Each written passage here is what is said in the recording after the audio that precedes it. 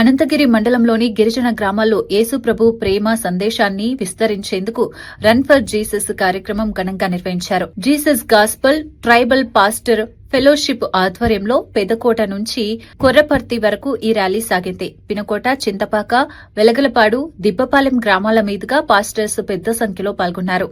You John, K Daveedu, B Danielu, D Emmanuel, P Joseph, D Joseph, D Mintupal, D Gidvon తదితరులు ర్యాలీలో పాల్గొన్నారు.